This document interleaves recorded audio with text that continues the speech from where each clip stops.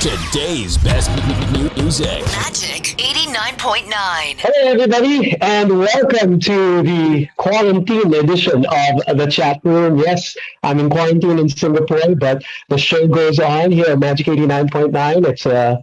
What's today? It's a Wednesday. It's 2 p.m.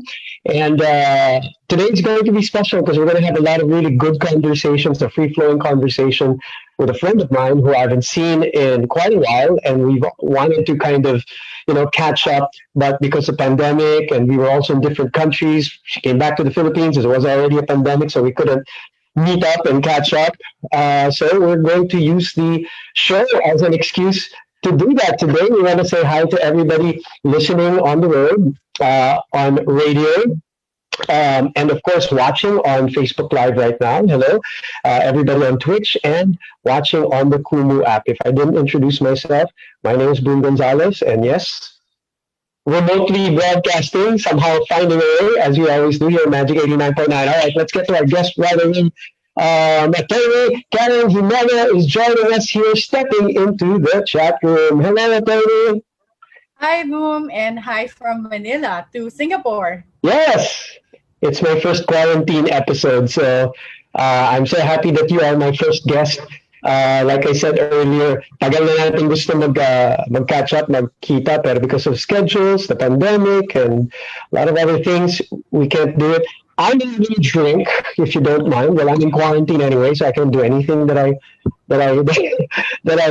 want. I know you've been very, very busy. I want to start by asking you, what is your favorite drink when you do partake? What's the praising for Atty. Karen Jimeno? So I'm a wine and whiskey person. So I like wine and whiskey. And one of the advantages of being based in the Bay Area in California for the past 2 years. That's right. I'm very close to Napa and Sonora, two wine counties in the U.S. So some of my friends, like if we needed to take a break, we would go for the weekend, like go to the wineries, and then it's really great. Like I learned to appreciate wines more. It was my first time last year to go to that area. I went to I think the first stop that I made was the Francis Ford Coppola winery, right? We had some good wine there. We had food and all that, but yeah, okay. So usually it's wine or whiskey. I'm having whiskey right now. I know it's a busy day for you, so I won't force you to join me because you have other things. Hot chocolate, right? It's perfect for the weather. Yeah, so here. Teka, balita ko, bumabagyo daw, attorney. What I heard is the weather is pretty bad in Manila. Is that what's happening right now? So it's been rainy since morning, but the trajectory of the typhoon is that it's really gonna hit Manila hard tomorrow morning, Thursday, around 8 p.m. I wish I could share here. Yeah, but right now it's already starting to hit Bicol region hard. Wow. Okay, we're praying for our. I said an IG story, sent it out just earlier. Na parang we're just kind of recovering palang from the last one, and a lot of the areas are gonna take years to recover. And then here we go again at the end of the year. We're gonna get battered again. So let's pray for our brothers and sisters, and hopefully humina, lumihis. Alam mo yung mga ganun, minsan nangyayari yan, and we're praying that it's not as bad as it's projected to be. Attorney, you mentioned being in the U.S. Let's talk about that real quick, because you left. The last time we saw each other, you were about to leave, right? Remember, we were in one of the motoring events, and you just told me that you were going to leave to study again. Okay, tell us about that, and then tell us about the whole. That's a couple of years, and then coming back to Manila. Yeah, so actually at the time, I was still working with the government. So under President Duterte in 2016, I was appointed as Undersecretary for Legal Affairs and Priority Projects under the Department of Public Works. And after 2 years, in 2018, I was appointed as Undersecretary in the Presidential Management Staff. And very timely, we're talking about like the consecutive typhoons we've been experiencing. Under the Presidential Management Staff, I was Undersecretary for Disaster Resiliency, but Wow. not Okay. necessarily to handle disasters directly, but to Okay. lead the president's legislative agenda on drafting like a bill or like a legislative agenda to improve how we handle disasters. Okay. That led to basically the some of the bills that are pending now in Congress on creating a Department of Disaster Resilience. But that's a side story because at that time, like people were telling me, "Why are you leaving government?" Parang they were saying it was like a stupid idea to leave a high post already as undersecretary to the presidential management staff to study again. But for a lot of people who know me very well, I'm really a nerd through and through. So I've been, this was my fourth degree. But one of my dreams really is to be a Fulbright scholar. So back in 20, starting end of 2016, I started preparing for the requirements for that because it's a long process. So I had to apply by 2017, and then I got shortlisted, interviewed, and then finally Mm. got the grant for the Fulbright scholarship. So all Fulbright is really for schools in the U.S. But that's like a long process because after you get the grant, then you have to take all the standardized tests. So I had to take like the TOEFL, GMAT, GRE. So I mean, for a lawyer who's been studying and practicing law for so many years, like suddenly I had to do all the math again, like Again. Yeah. about algebra, geometry, trigonometry, and then specifically for the course I took, it's not law related this time. So I have a degree in AB, bachelor's degree in management, and then a bachelor's degree in law, and then a master's of law from Wow. so UP Law, and then Harvard Law School, Harvard. Right. then took the New York bar as well, and then this was like now a non-law related degree on development and engineering for sustainability at UC Berkeley. So yeah, so that was really what made me decide to study again, like being Fulbright and then getting into a good school like UC Berkeley. At the time when I was checking the rankings, Berkeley was fourth in the world. Number one ranked was Harvard, MIT, and Stanford, and then number four was UC Berkeley, and fifth was Oxford. Regardless, of course, we're talking about the school in general. Yes, yes, school in general, all worldwide. Right. So me, I didn't want to pass up the opportunities to study there, and then that was my decision. Like it was like really a lot to also give up for like in terms of opportunity cost because I'll be studying again for 2 years, which means I'll have to have no income but then spend because for those who are interested in pursuing further studies abroad, Fulbright scholarship has like a cap, so the rest you have to pay for yourself. And a lot of scholarships work that way as well. So for those of you, if you have questions later on, you can maybe ask on Twitter or something. But Right. to help you guys, like if you want to study again in the future. But yeah, so that was the time we saw each other 2 years ago, and then Correct. bilis lang, 2 years goes by so quickly. It does, doesn't it? Yeah, it really does, especially with social media where we kind of see you, and the things that you're doing, and even the side trips that you make. And then all of a sudden you're back here when we were texting each other. You were back, well, not back here, but we were back in Manila. And you're like, oh, just Yeah. like that. Yeah. And then that.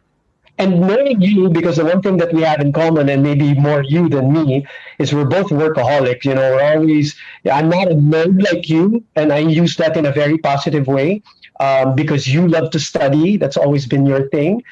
But did you jump back right into work right away? And were there things that you felt were unfinished business from the stuff that you left 2 years ago before you left for Berkeley? So I tried. So I took a leave from teaching in San Beda, Masters of Law program, because I've been teaching there since That's right. 2014. So That's right. I started teaching in UP Law School 2008. And then it was easier for me to manage teaching in San Beda Masters of Law program because that's every Saturday. But that's how I spend my Saturdays teaching. So I took a leave from that. But then in Berkeley, I try to keep some of my work, like I write for the Philippine Star in the Yes. lettering column.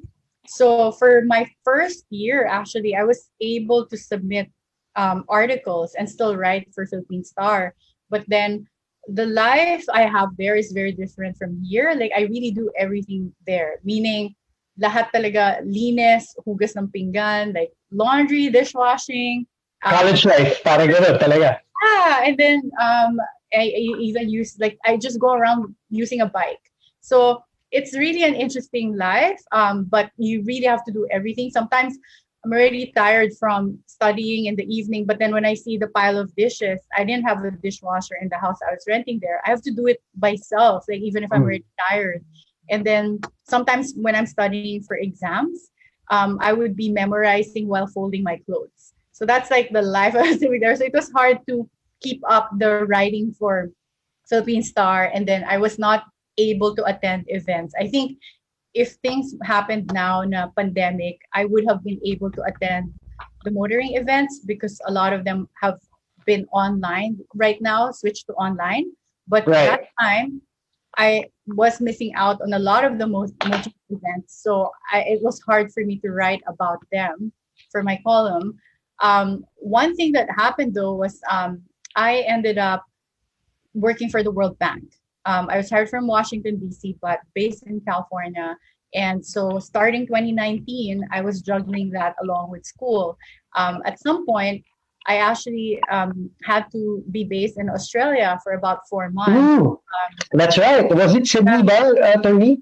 Yeah, so I was in Sydney, and then a lot of my projects were in the Pacific Islands. So I was able to travel to different countries that I would never really be able to go to if not for work. So I ended up going to Marshall Islands, Fiji, Vanuatu, and it was really great. Wow. I got to do a lot of development work that related to infrastructure work, but also resilient human settlements. So it's a nice mix, but also learning to deal with different types of government. So that was super fulfilling. And then being able Like to that. get to know different cultures and see the life also there was pretty amazing. Wow. And then you come back here. So where do you pick up? How do you pick up, and what happens? Were there things that you had to go back to, or you're freshly starting with some new responsibilities? So I right now when I got back here, I started working again for our law firm. So both my parents are lawyers. So we Correct. have a law firm in Makati.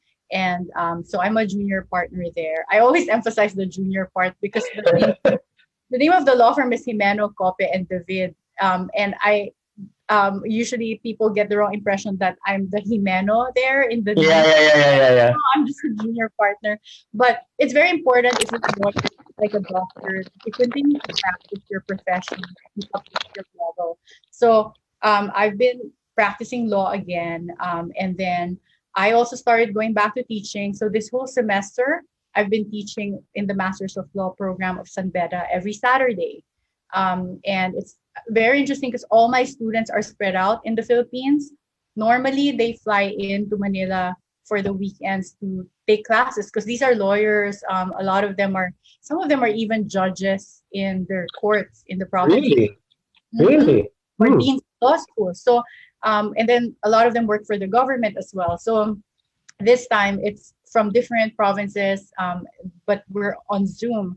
So it's an interesting experience as well because I didn't realize napakahirap pala. It's really hard to teach over Zoom. I've been I attending bet. I bet. a lot of my classes in Berkeley online since April, but then it's Mhm. different if you're the one teaching.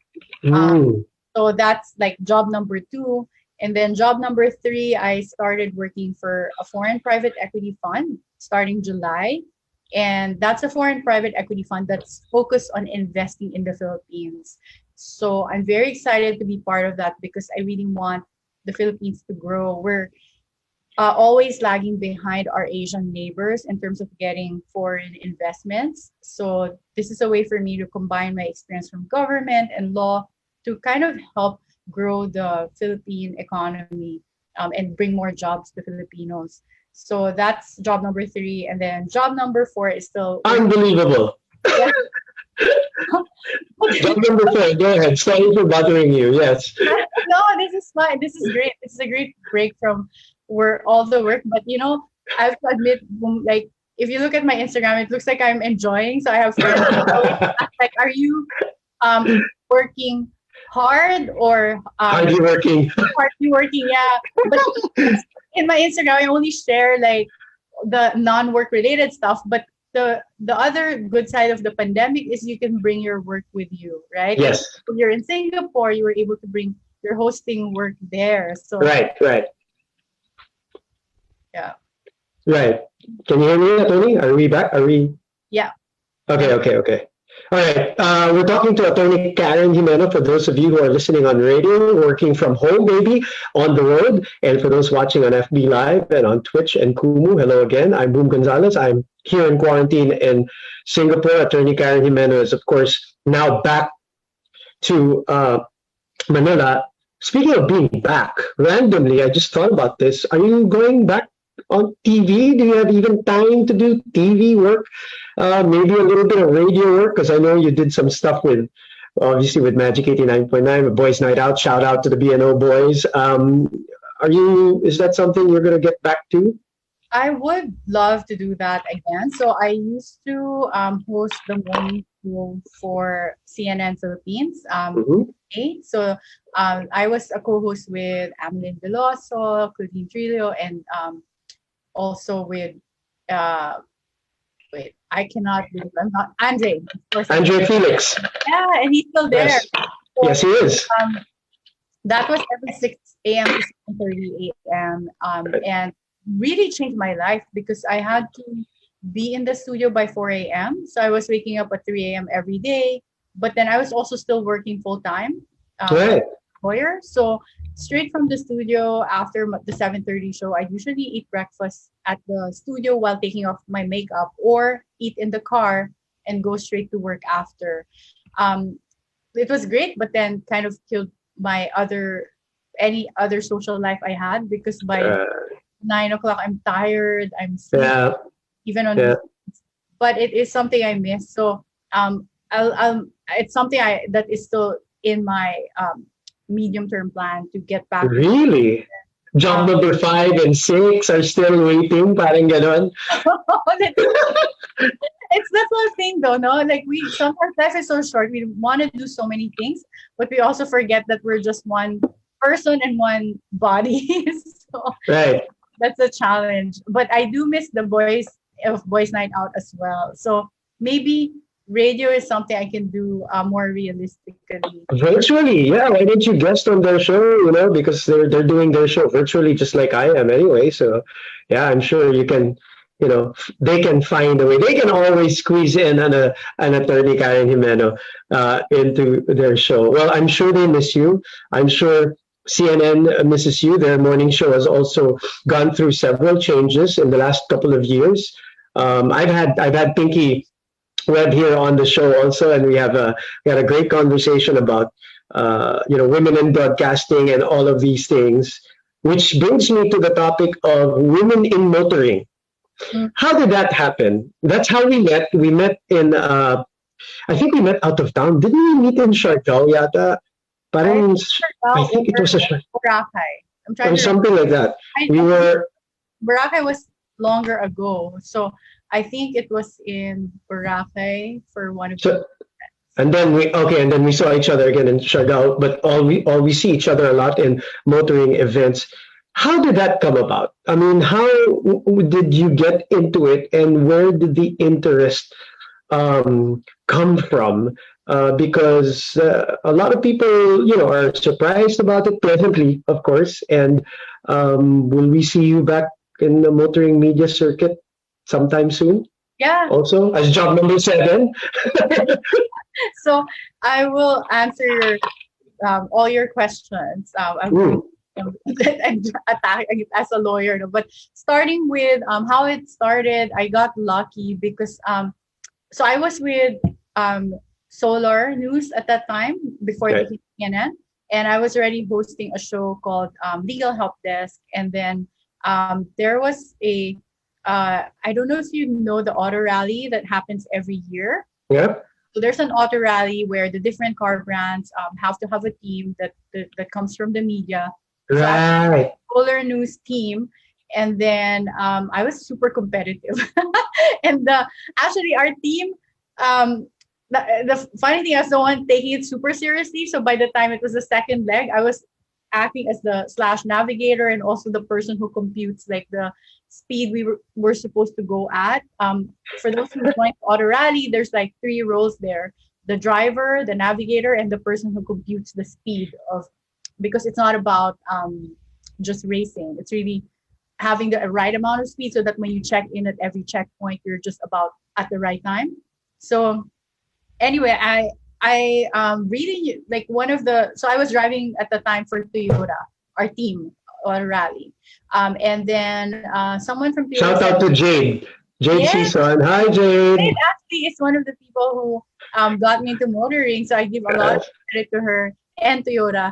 So they were telling me, wow, you really know a lot about cars. And then someone from the motoring media that I was talking to was saying, how did this happen? And I shared that I actually have loved cars since I was young. I actually learned to drive at age 12, if you believe it. Wow, pareho tayo, Attorney.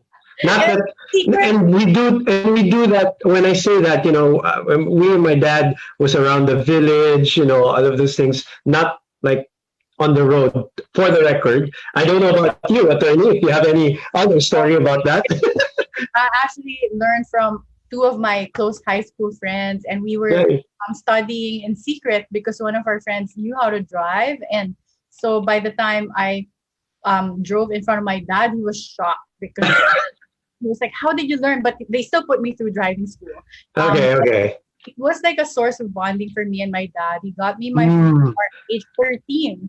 So that was before the student's permit was even accessible. Allowed. Right. Pareho pala tayo. Dad din pala bonding moment with the father. Of course, because we were 3 girls and 1 boy, and the boy was like 6 years behind me. So humabol lang. So my dad went through a phase where he really loved cars. So I would always see a lot of car magazines lying around the house, and even if it was just him and my mom that knew how to drive at the time, marami kaming kotse sa bahay that time because of him. And when he got me my first car, it was actually a Toyota Corolla, but we were setting it up like I even would change the steering wheel. Wow. Okay. Almost Really. buy mga wood pa, and then Really. the wheels and the mags, and we would go to Banawe together to look at the types of modifications. And then the muffler, I even changed it because at the time usong-uso yung drag racing. Correct. Yes. I made it lowered, and then my mom was complaining. Sabi niya, oh my God, Karen, yung car mo, I could hear it arriving even if you're 2 streets away. So, but my dad and I looked forward to it because we would change something and we would always constantly talk about it. So I knew a lot about cars since I was young, thanks to my dad. And then, also credit to Top Gear because they featured me as one of the traffic stoppers. And just like our friend Jade. No, di ba pare-pareho kayo? All were featured as traffic stoppers. And then Philippine Star asked me to write a guest column article. Okay. And afterwards they asked me, do you want it to be a regular column? Because yeah, shout out then to Manny De Los Reyes. Manny, what's up? Yes, of course. Yeah. So right now I'm thinking of starting to be more active again in writing for Philippine Star, but I'm actually rethinking my column as to how to bring in added value because there are a lot of really good motoring writers out there. So I want to do something different given my legal background. So okay. So you want a different kind of angle to it? Yeah, whether it's for like the covering or featuring cars that's friendly to professionals, meaning people who work, like what are the practical considerations they have when they're choosing cars, and then also like the legal side of it, like what do you have, documents you need if you're buying a car, and if you're doing Yeah. financing, if you have to get like a, or if you have a mortgage over it, or what are the impacts of the pandemic in terms of your car payments. So I'll be more thoughtful about it because I don't Nice.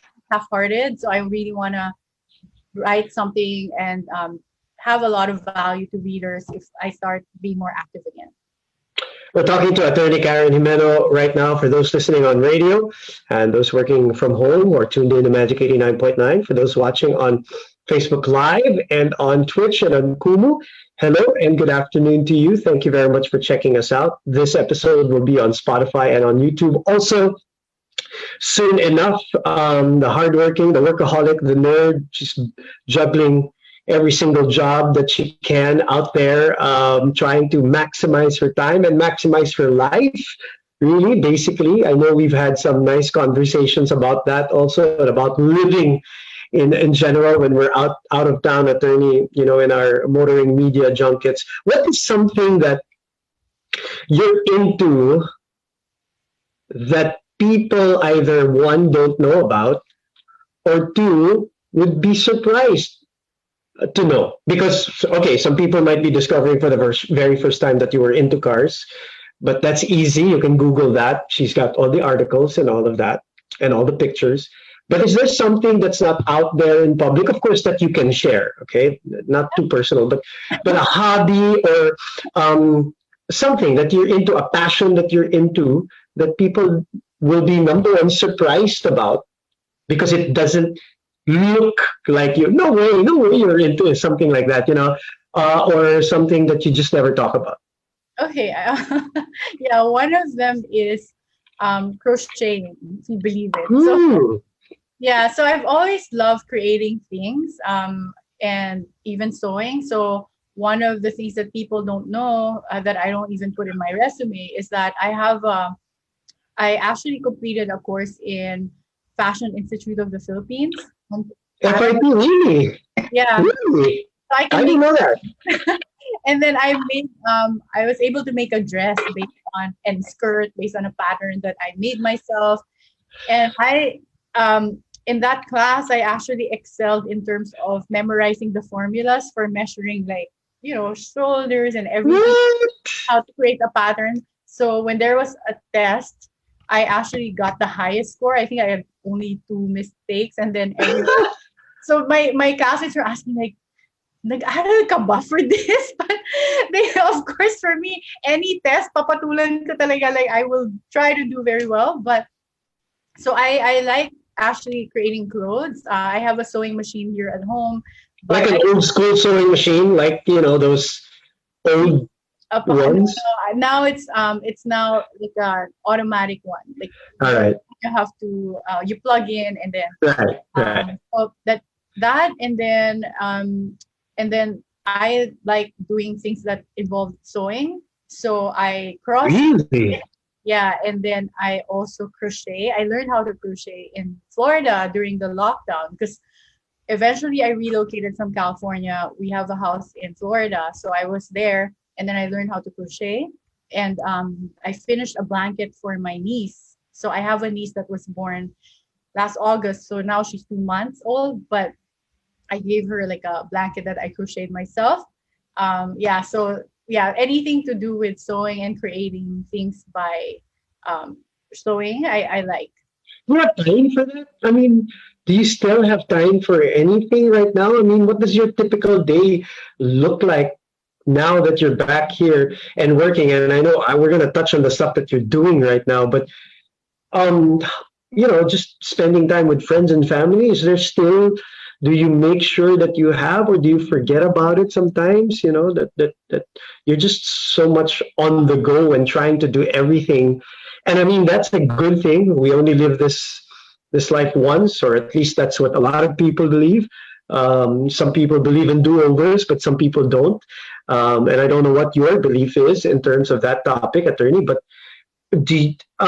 is your family and friends time still existent in Yeah, your life? say even more now with COVID, because Ah, well, yeah, yeah, it's true. because I get to bring my work and it's now more acceptable to be working from home, or a lot of the meetings are scheduled over Zoom.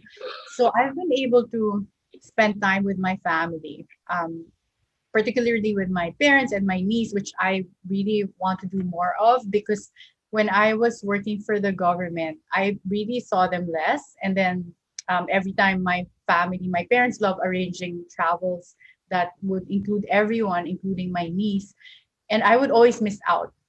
So this time, and then I was spending the last 2 years studying abroad. So I Mm. would just see in our Viber group like where they would be traveling to, and I would be super jealous and thinking, why am I doing this to myself? Like I'm studying all the time, doing chores all the time, and they get to go on vacations and I miss out. So life is all about choices, but for me, it's balancing out that passion for learning more, continuing to grow personally and intellectually, but also then realizing that you do tend to give up things if you choose certain paths, right? You So have to sacrifice something at least at some point, right? yes, exactly. So now I realize, like, you know what, we're all getting older, and I need to spend more time with family and friends. So that's what I'm trying to do now. Like weekends, we always try to go to.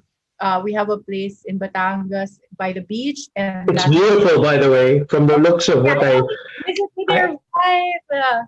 it's so beautiful. I mean, yeah, I've always envious when I see those pictures. Yeah, and I used to not do that because that I would always say like I can't go on the weekends because I have work, or I would be too afraid to not be connected to like be in Manila where it's easy to go up to the meetings. But now I every time we decide to go there as a family, I just have to tell everyone they have to take the a step back in terms of priority, and I now prioritize spending time with family, and then with friends I try to Yeah, meet up with them, for those who are uh, able to go out or meet in person. right. Did it ever come to a point, attorney, that you know you're so connected to your phone, to your laptop, all of these things, you can't let go of them, and it came to a point where you just gave up on it and all that? Did it get to that point, at least, that work was just over your head already, that you couldn't get away from it? Yeah, that happened, and it was not healthy at all. So it even Mm, affected my sleep. Um, be- mm.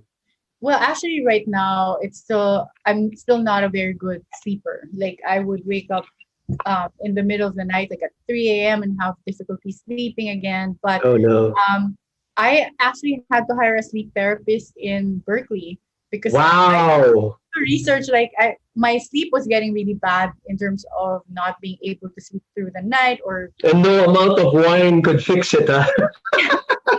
that's so true. I would sometimes drink like a glass and think, oh, this might help me relax and sleep, but no, it's not. And I learned from the sleep therapist that it's really about learning to discipline yourself as well. You have to stop using electronics at a certain Mm, point. But going back when I was still with government, like just the volume of calls and messages I was getting, there was no way for me to keep up with it. At some point, I got another number and then gave that phone to my assistant and told him it's up to you to just reply and oh like wow. messages, because I would wake up and try my best to reply to as much people as I can, but then I'd go to sleep and then I'd wake up, I'd have like 1,000 plus unread messages, and that's like not just overnight, it's accumulating and compounding. So if I don't finish like a certain number of messages, they just go through the maybe like just that pile of unread messages, and before I knew it, I already had like at some point a running of 2,000 plus unread messages, from SMS, Viber, WhatsApp. So I was just like, oh no, I it took me so long to go through them, and then by the time I left government and I moved to the US, I had a US number as well. But to manage my stress, I would only on my free time read like a couple of messages. So it was weird because I was replying to some people like 3 months after, 4 months after. Wow. I'm sorry, I just read Wow. the message, but Yeah. trying to also give the courtesy of really replying sincerely, but hirap. So, but like you said, it gets overwhelming, but we have to understand what our priorities are in life. So we can't do everything. Like if you have that much volume, it's just impossible to read through it. I hope you're listening to yourself, attorney. As a friend, I hope you're listening to what you're saying right now. You're not just saying this to the audience, but you're saying it to yourself, okay? You listen to yourself when you're saying that. You're because you're preaching to the choir. So I'm sure my parents will repeat this to me if I get. I remember my mom before, she would tell me, "You have not replied to me." Like she'll end up calling me or even my assistant and say, "Karen has not replied. Please have her respond to me." So I want to say something that people might not know. Okay, remember I asked earlier about things that you're into that people might be surprised about. People might be also surprised that Attorney Karen Jimeno is also a big, or at least back before when we were talking a lot, a big MMA fan, a big UFC fan. She was into that a lot. So you look at I mean, sometimes that's just how it is. I mean, people look at certain people, look at physical appearance, and even when let's say they talk to you, malumanay ka magsalita, you're not a hard talker and all of that, and then you're into crocheting, you're into motoring, you're into driving and motorsports and super competitive, and then you were into MMA a lot. We used to chat so much about, all of those things back in the day about the UFC. But yeah, and you mentioned earlier, as you were talking to Attorney Karen Jimeno, for those who are listening on radio, you're mentioning earlier how you said, oh, we're not getting any younger. We got to prioritize this. We have to sacrifice that. But in that respect, how do you look the same way? How is it that you look like you never aged today since last time I saw you a couple of years ago? And this is considering all that you've mentioned, all that you've said, considering that you've worked for government and get 1,000 messages for government related work. And I know you used to work out a lot, obviously, but you said you haven't had time recently and all that. And plus you love chocolates. That's another thing that you talk about a lot.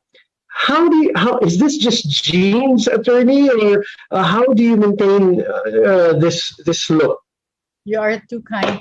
I actually got heavier. So in fact, during I think the lockdown has not done well for staying fit because even when I was still back in Berkeley, when we switched to online classes, I would eat potato chips all the time, especially when I'm attending classes online. Before, it's not like you can eat that in class, right? Because it's just weird. But at home, when you're in front of a screen, it's like watching a movie. So I would constantly snack on something. So it has to be difficult. There are clothes that don't fit me anymore. And I post photos before and be thinking, oh my gosh, I was thinner before. But I think part of that is also just trying our best with whatever we can. Like, so when I was looking for a house to rent, one of my considerations was in the States or here? What are you talking about? In the States? So one of my considerations was like proximity to a gym. So Ah. I rented a house close to Equinox. Like, I don't know if you know of that franchise, but it's an amazing gym where they have everything. They have cycling. I even had a trainer for running that's called Precision Run. And then interval training. They even have one-on-one Pilates with machines that you can do. So that was great, and that kept me fit at the time. And then just like having to bike everywhere, because I had a car that I was able to use for like really errands that needed a car. But most of the time, you would prefer to just bring a bike because it's hard to park in the Bay Area and super expensive as well. So I would just like bike everywhere. The problem with Berkeley, a lot of the roads are uphill. So I think that kept me fit because like biking and then uphill. Great exercise. Yeah, that's like just exercise having to go through day to day. And obviously that all went away when things were already online. Of course, right. So now I try to, good thing is here where I stay in BGC, the gyms are open again. You just Open, yeah. schedule ahead so that they only allow 3 people at a time. Right. I'm able to go there once in a while. I try to fit it in my schedule. And then during this lockdown, I've been able to sneak in some scuba diving. So just like trying to be active. Nice. And then when I go to Nice. the house, I really always go outdoors. So I think like for people who are listening, even like online videos of exercises, like just try it out because I love to eat. I've never gone on a diet my whole life because I'd rather take the extra time to burn it off. But I love eating, which is I know. talked about before. Boom, remember? Yes. I think that was in Boracay. We were like going for third, fourth servings. Yes. We were talking about, yeah, you know what? It's just exercise or like run tomorrow, but let's eat. Like, so yeah, we get along well in terms of that. Yeah, I remember when we were in Boracay and Surigao, we kind of found each other as eating partners, and then after that we were having nice conversations with a lot of friends with wine and all that, and we were talking about, ay, takbo na lang natin yan bukas, it's okay, let's just keep eating.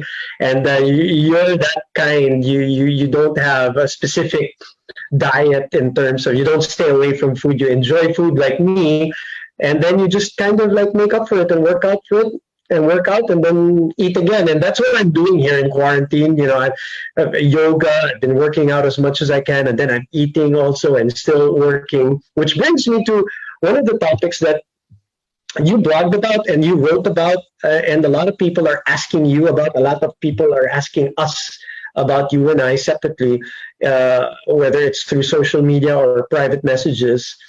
People were talking or ask about how is traveling now in this day of the pandemic. We're talking to Attorney Karen Jimeno for those who are listening on radio. I'm stuck in quarantine here in Singapore. It took a while for me to get here, and it's a long, arduous, tedious process to actually get to quarantine here in Singapore. But I want you to tell people, how was it to travel from the US coming back to Manila? And not only that, Attorney, you've been in so many trips here in the Philippines for work specifically, some for leisure, yes, but a lot of it for work too.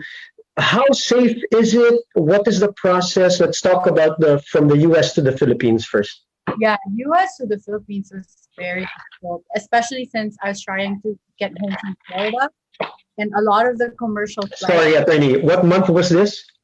This was around, I graduated by then. So end of May and early June. So kalagitnaan talaga ng pandemya. Talagang, okay, go ahead.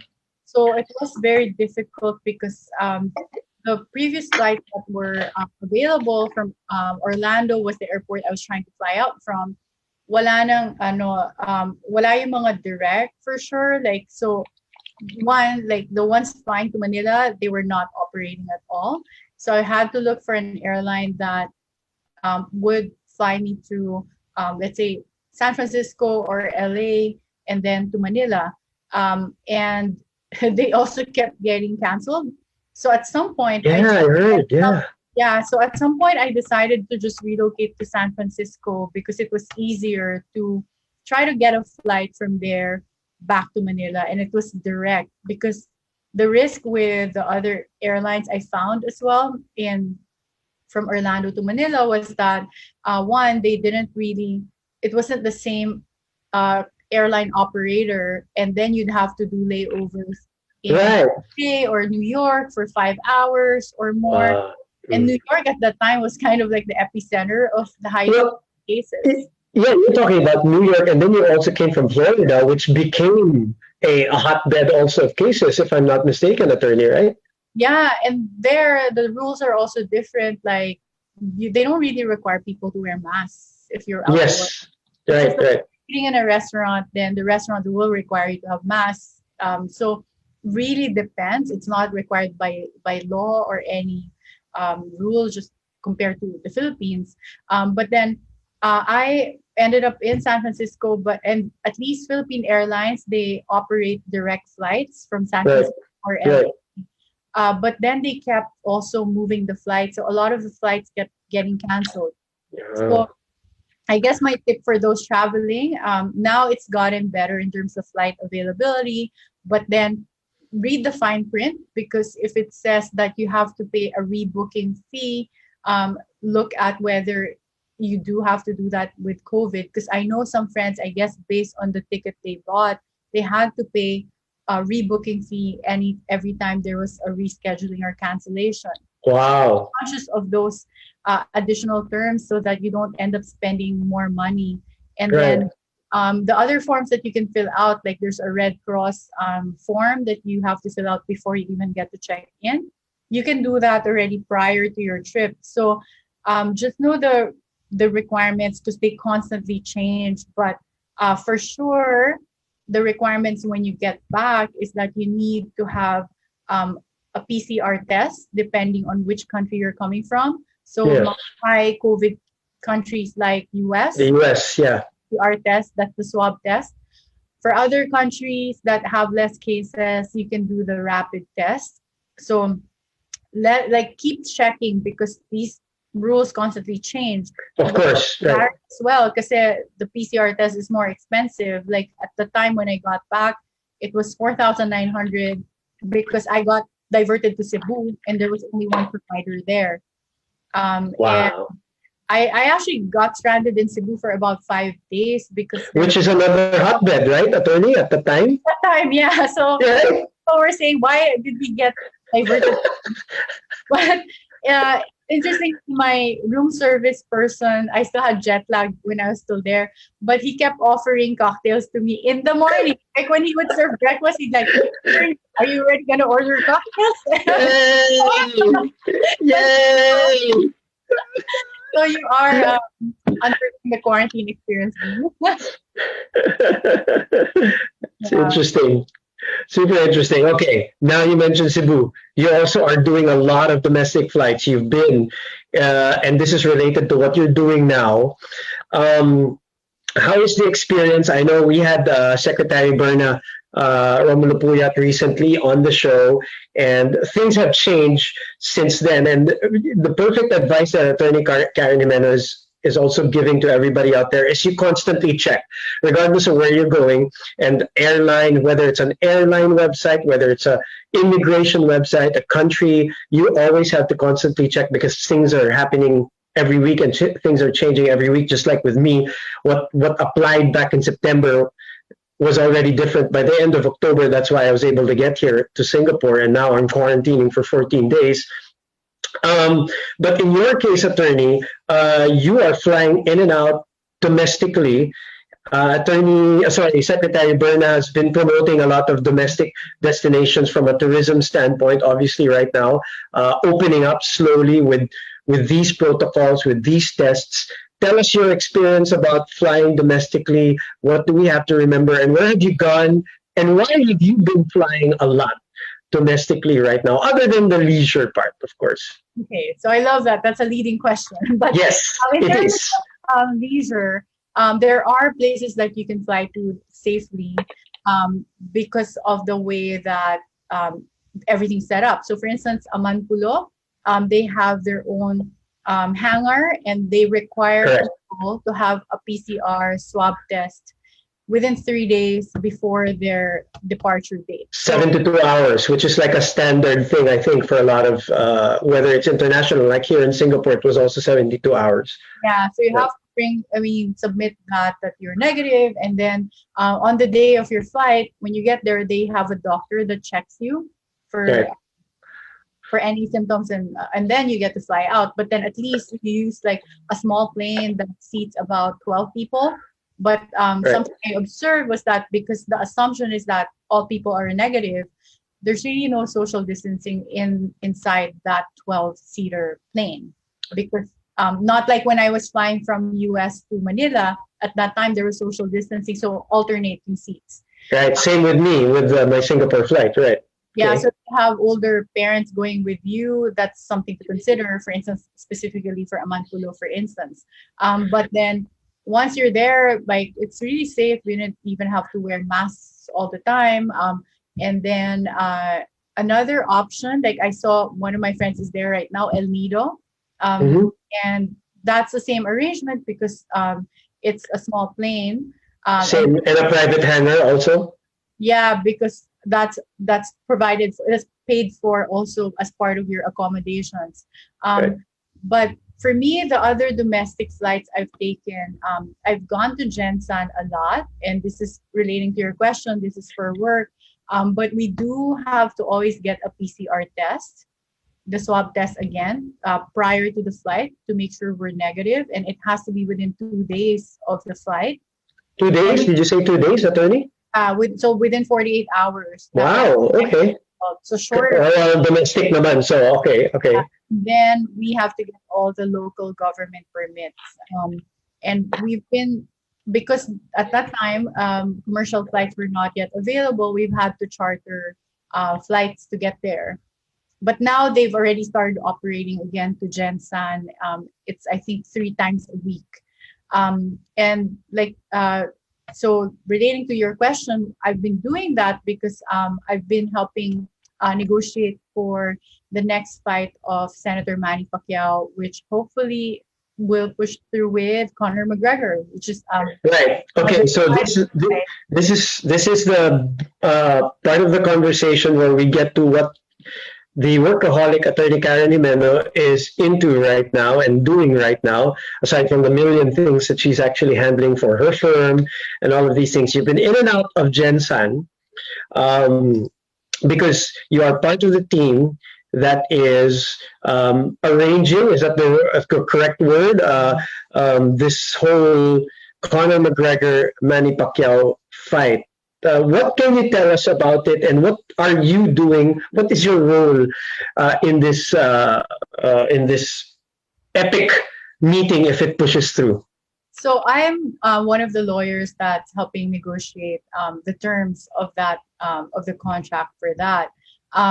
So that's why, for me, nothing is certain until like we really have both fighters signing the fight contract for this, because what has been signed so far is more of like this, an agreement for all the other terms relating to having that fight. Okay. Like you, Boom, I'm a huge fan of UFC since before. Right. Like, during the times of the older fighters. Correct. Had Anderson Silva. So, and I even went to watch Conor McGregor's fight against Khabib in New York. In Vegas. So I in that. Wait, that was in Vegas, right? Sorry. Vegas, and I remember that because I had midterms for my economics class, and with the fight. Yeah, with the whole thing after. When there was like a brawl. Yeah, after. Yeah. Holy moly, you were there. So I almost did not go because I had midterm exams, and one of my friends said, "But Karen, that's like Khabib and McGregor." So I ended up buying. And I was studying all the time. So even during the weigh-ins, I went there for the weigh-ins live, and I was studying while watching the weigh-ins. But it was worth it because it was such a great fight. Conor McGregor is a delight to watch. He's very apart from his skill sets as a fighter, and the Irish crowd is a very enthusiastic crowd. Like they really cheer. They're like crazy. Yeah, they're crazy and they drink early. Like yes, of course. People were already drunk, so it was funny to watch them. But I mean, it was a great fight because both are very good fighters. Khabib. Yeah, and it just got kind of unfortunately, it ended the way it shouldn't have ended. With the brawl at the end, because tensions were very high going into that fight for months. Going into that fight. So okay, so where are we in this conversation of what can you tell us, attorney, in this probable Manny Pacquiao Conor McGregor fight? We hear Conor tweeting. Remember, he tweeted in Tagalog. Was it in Tagalog when he tweeted "tinatanggap ko" or something like that? And there have been teasers here and there. People have been asking Dana White in press conferences about, "Hey, do you know anything about this?" And Dana would always say, "No, I don't know. I'm not part of it." But what can you tell us? So, from what I know, there's interest from both fighters to have that fight, which is why there's those are the tweets that we've been getting from Conor McGregor. I do know that he has a Poirier fight also on the table coming up. He does. Dustin already, as of this morning, Dustin Poirier signed the contract. Conor has not signed the contract yet, but he did put out on social media that verbally he's accepting it because there's like a charity involved, and they're looking at the second week of January, if I'm not mistaken, for that fight. So does that, kind of change the dynamics of the whole Pacquiao-McGregor thing? Yeah, it changes the timeline because if this fight really pushed through, then it cannot, like the Pacquiao-McGregor fight can't happen by February, which would have been a good time to have the fight. Early next year was, I think, the preference as well of Senator Manny Pacquiao. But because of this other fight of McGregor, he would have to train and also, rest afterwards his fight, right? Train again. So then that would move the timeline for the Pacquiao-McGregor fight to around late March or early April. So, but for me, the attorney, as you know, depends on what happens. Also, if let's say Conor, gets beaten up, that changes the whole thing. Yet, so you're saying basically, technically, everything is up in the air yet. Nothing is for sure, but there are conversations, and both parties are willing to do this big collision fight. Yeah. You're right. Like both fighters are interested in fighting each other, and this is really going to be a big deal because just like the McGregor and McGregor fight, we have boxing and UFC crossing paths again. So you have from both types of sports getting together, and both are very also well followed fighters. So the interest is there, and I think just like you mentioned, there are several moving parts that would affect the timeline and also the certainty of the fight. Because you're right, like you understand the sport very well. I used to watch you when you would cover UFC events. Right. And those are the things to consider. Like one, if this UFC fight between Poirier and McGregor will push through in January, then other things that might be external factors that would affect the fight would be the condition of McGregor right after that fight, and then his ability to train right away for the next fight, and his ability to also go down in terms of his weight class, because Poirier is a higher weight bracket, so it becomes much lower than that. Right. Are they fighting at 170? Parang 170 yata is what they're fighting at, if I'm not mistaken. So yeah. But then if we look at Pacquiao, he's at around 155. So correct. Up any higher than that. Right. Oh my God, I'm just talking to you like this, attorney. We used to have all of these conversations back in the day. So yeah, me and Boom, these are the conversations we always have, like cars, MMA, food. Yeah, exactly. Okay, so how did you get involved in this, attorney? If you don't mind me asking, if you can answer that question only. If you don't need to, if you can't answer, it's fine also. But can you tell us how you got involved in this? Yeah, so I have an NDA, so I can't really go into depth. But I had people call me, and they said we need. So I'm licensed to practice law in New York and in the Philippines. So I got a call that said we need a U.S. licensed lawyer to help with the negotiations, because McGregor's side is American side, right? So they had like his management team, they're California based. So I ended up doing the negotiations also as part of. Yeah. Right.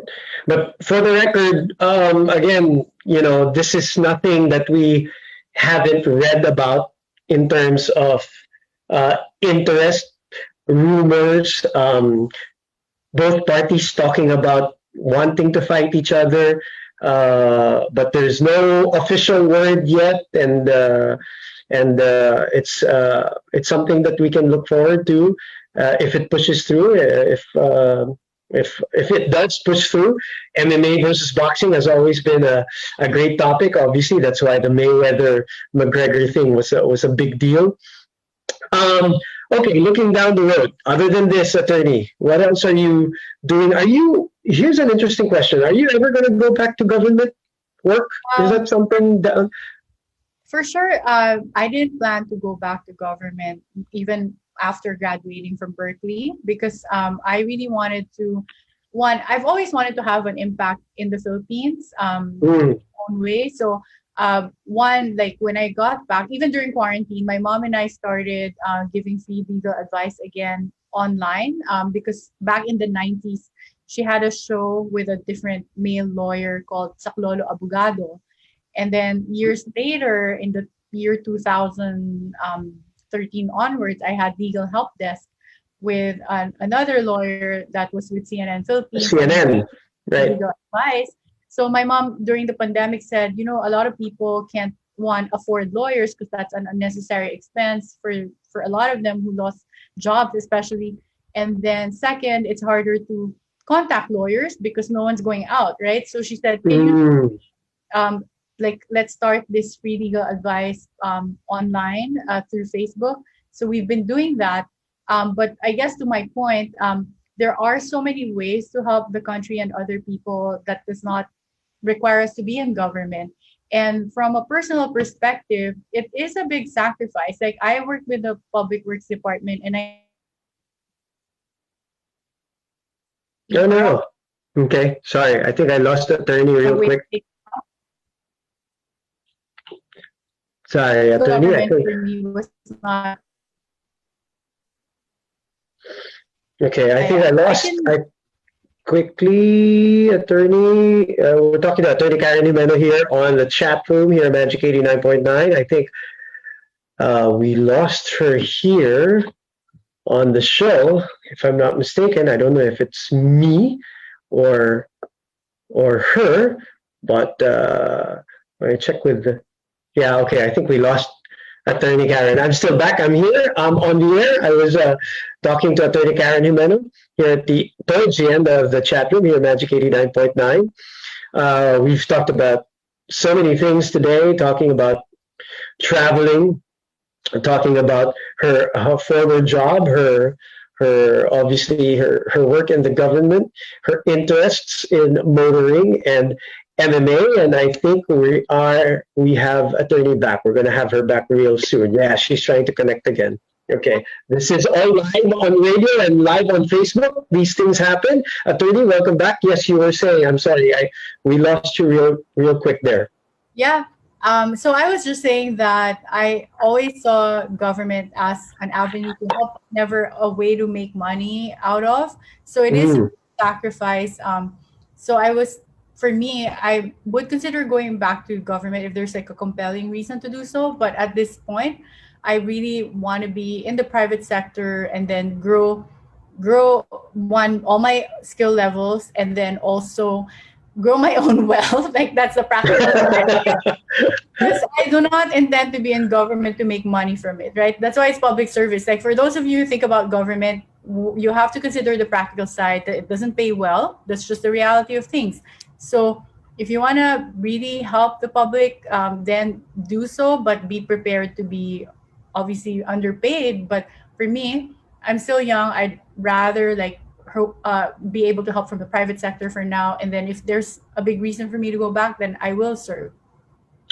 You touched on that real quick here. You were also out for a couple of years. Obviously, you talked about opportunity cost earlier on. So this goes back to what you're just saying. Medyo, from a work standpoint, you got set back a couple of years because you had to go back to school and spend for your own, as you said. So not working and all that. So now that you're back, you're trying to get your financially, you're trying to build your own wealth, as you're talking about. We're talking to attorney Karen Jimeno. I have an interesting question from my friend Anthony, who just messaged me. He said, did you have to quarantine coming back from the US to the Philippines back in May? You said May, no? What was the process?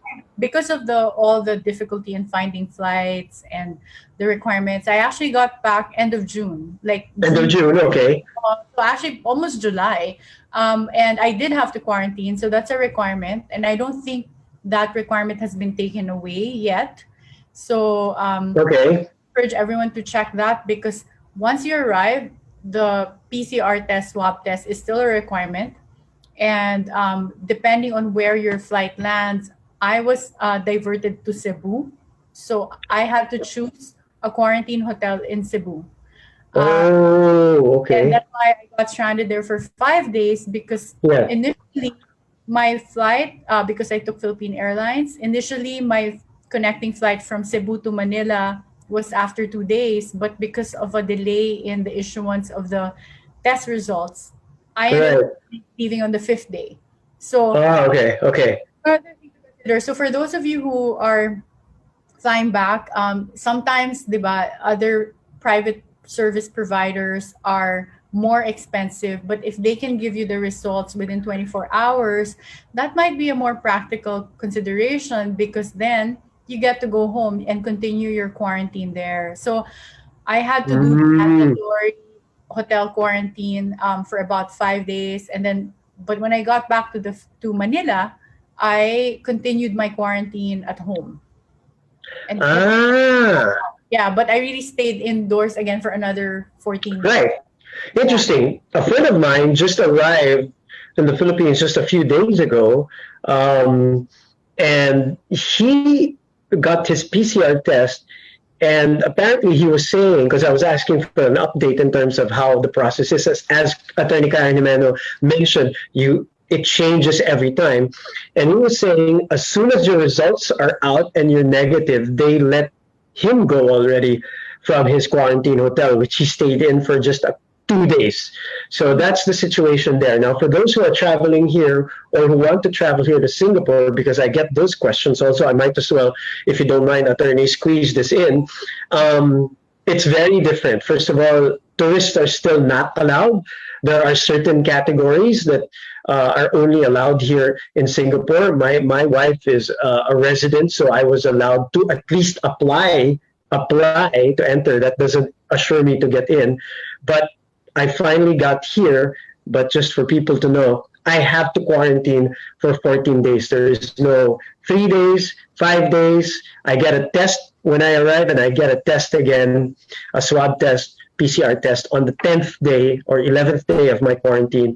And on the 14th day, if obviously, God willing, I am negative, that's when they let me out into the wild. So that's the situation here in Singapore. A lot of people think that 5 days I'm out. No, I have to do the whole 14 days right here in Singapore. For those who are asking questions, for me and attorney, in terms of the whole traveling part. To end, attorney, and I know again, thank you for your time. You're very busy. You're very gracious and generous with your time. We appreciate it. To end, I guess from a personal standpoint, because again, this is my chance to chat with you after a long time. Um, are you happy with everything that's going on right now? The work, your life, your personal time, your crochet, and all of these things that you're doing. Generally, are you happy to be back in Manila? And are you happy with how life is treating you right now? Yeah, very happy. One, very happy to be back in the Philippines. This is really my home country. Like, Of course, it was my second time to live in the US when I went to Berkeley because I used to live in Boston when I was studying in Harvard Law School. Harvard, right? I always consider Philippines my home. I never really aspired to become an American citizen or if I'd rather be a Filipino, which is why I chose to come back here and not look for work in the US. This will always be my home. So I'm very happy to be back here. And now I'm getting back into the swing of things of working very hard again. I love working. I guess all my parents are lawyers, so even my mom refuses. She said she's never gonna retire. She's gonna work the day until the day she dies. So we're very hardworking, but to also learn to enjoy life. And one thing that I appreciate from what my parents taught me, learn to enjoy life, but then you have to work hard for everything that you gain in life. You don't do it by benefiting from like basically free riding on anyone's hard work. So you work hard, but then enjoy life. Um, but yeah, I mean, I'm happy to be here. The only sad part is really 2020's COVID because Yeah, I know. no I grad. know. I had to do a virtual graduation, and then the plans I had with my friends to celebrate after by traveling, gone. I was supposed to attend a wedding in Colombia for one of my good friends from Harvard Law, and that was obviously canceled. So those are the little things. But all in all, I think that this pandemic also made me realize one, life is really short. And so we always have to rethink about how are we living our lives, which is why I try to make the most of it every day. And not to take the small things for granted. There's so many things that the pandemic has taught you, me, and everybody else, I guess, watching and listening. It's a matter of perspective and trying to turn a lot of negative into positive, a lot of, as I said, crisis into opportunities. We're Filipinos. We're a resilient bunch. We can all. I'm very happy to hear that you chose the Philippines, even with the many opportunities that you have in other countries to work with your credentials, with your schooling. But you always go back to wanting to not only live in the Philippines but serve the Philippines and use your talent and your skill to contribute to the uplifting of whatever it is in the Philippines, and that I guess I'm very happy to hear and thankful for. It's been a long time. I'm so happy to see you, attorney. I know it's not the ideal situation.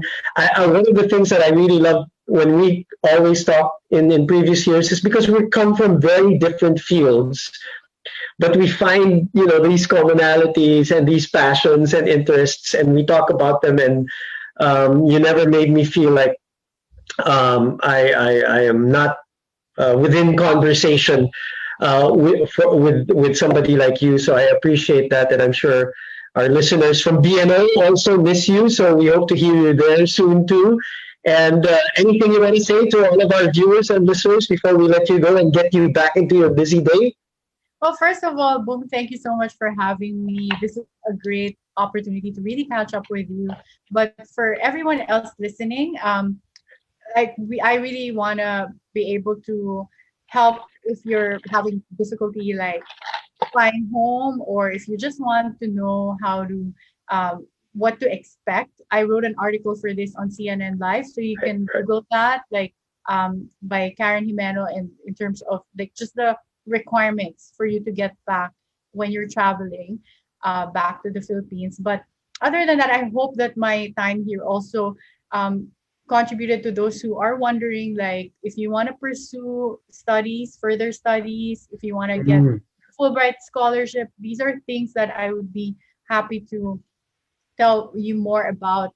You can reach out to, I was going to say, reach out to Boom, and then I'll answer your questions. Or also, I guess on Twitter, I have at attorney Karen Jimeno. So, I really hope to be able to help in whatever way I can by sharing information. And that's what we love about you. You've always been, even with your busy schedule, even if it's not instant, and that doesn't matter, that's just nitpicking. You've always found time to, respond and really want to help people who have questions about different topics, regardless of whether it's traveling or just legal questions, regardless of whether you had a TV show or not.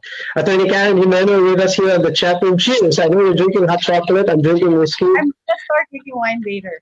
Yes. And I hope the next time we see each other is in person. We can do this in person with our motoring media friends. I hope to see you in the motoring media junkets real soon. It's good to see you. Thanks for making time for us. Thank you, and thank you to the chat room. Thank you to 89.9. As always. Thank you very much, folks, for watching us on FB Live, on the Kumu app, and for listening through Twitch and on Magic 89.9. I'm Boom Gonzalez in quarantine here in Singapore. That's attorney Karen Jimeno in Manila. We are now stepping out of the chat room. Thank you, and we'll see you soon.